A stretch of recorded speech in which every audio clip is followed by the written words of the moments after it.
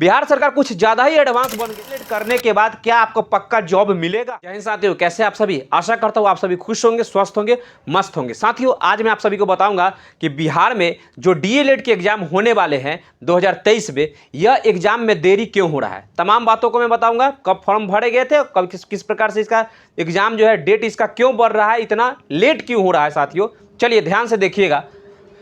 साथियों आपको पता होना चाहिए कि बिहार डीएलएड इंट्रेंस एग्जाम है ना, ये जो एग्जाम है ना साथियों, अभी इस साल साथियों आपको कंप्यूटर बेसिस पर एग्जाम देना होगा, यानी सीबीटी मोड में इसका एग्जाम होगा। ठीक है, अब कहता क्या है, सेशन क्या है इसका, तो 23-25, यानी कि इस बार जो एडमिशन लेंगे ना उनका सेशन 23 में एडमिशन होगा, 2025 यानी 2 साल का एक कोर्स होता है। ठीक है, देखिएगा फॉर्म भरने का डेट क्या था इसका, 25 जनवरी से लेकर 14 फरवरी 2023 तक।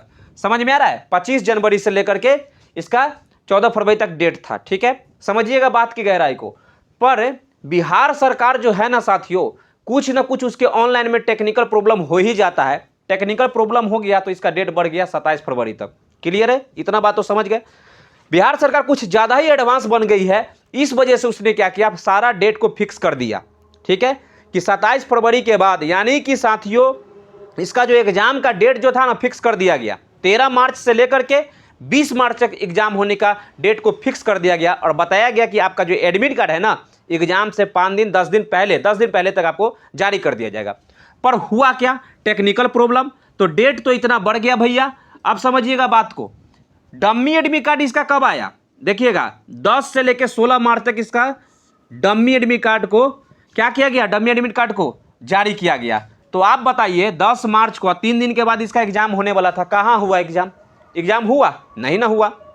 समझिएगा, तो एग्जाम था 13 से लेकर 20 मार्च, लेकिन 3 दिन पहले, जबकि बोला था कि 10 दिन पहले तक एडमिट कार्ड जारी होगा, पर 3 दिन पहले डमी एडमिट कार्ड आया। डमी एडमिट कार्ड समझते हैं ना, इसमें जो रहता है डमी एडमिट कार्ड में कि अगर आप किसी भी प्रकार के, आपके पिता के नाम चाहे आपके नाम चाहे घर एड्रेस या किसी भी प्रकार के कोई अगर प्रॉब्लम हो गया हो स्पेलिंग में या किसी भी प्रकार का त्रुटि हो गया तो आप सुधार सकते हैं। डमी एडमिट कार्ड इसके लिए साथियों दिया गया था। ठीक है, पर ये एग्जाम 13 मार्च को होने वाला था, पर 10 मार्च को डमी एडमिट कार्ड 16 तक आया। तो बताइए इस बीच में एग्जाम होगा क्या, नहीं ना होगा। तो एग्जाम क्या हुआ, कैंसिल हो गया। समझिएगा, तो प्रश्न उठता है कि अब एग्जाम होगा कब, क्या मार्च में एग्जाम नहीं होगा, तो बिल्कुल सही, मार्च में एग्जाम आपका नहीं होने वाला है डीएलएड 2023 का। क्लियर है, अब समझिएगा तो कब होगा, अप्रैल के फर्स्ट वीक में होगा। कब होगा साथियों, तो अप्रैल के फर्स्ट वीक में इसकी एग्जाम होने की संभावनाएं है।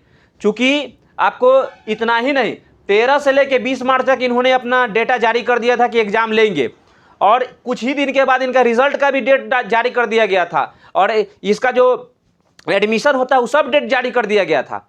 पता है, इतना एकदम टेक्नोलॉजी में फास्ट है बिहार सरकार, देख लीजिए। तो ये सब हुआ नहीं।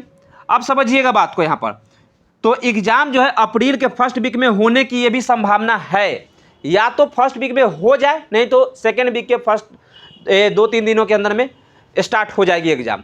तो कहने का मतलब है क्या कि मान के चलिए मोटा मोटी अप्रैल में होगा ही होगा एग्जाम, चाहे जब हो। समझिएगा साथियों, अब रही बात कि आप क्या करिएगा, तो आप परेशान नहीं होइएगा। जितना आप तैयारी कर रहे थे उस प्रकार से आप प्रैक्टिस करते रहिए, मॉडल सेट पेपर को आप मारते जाइए। ठीक है, अच्छा से आपका प्रैक्टिस और बने, बेहतर रहेगा।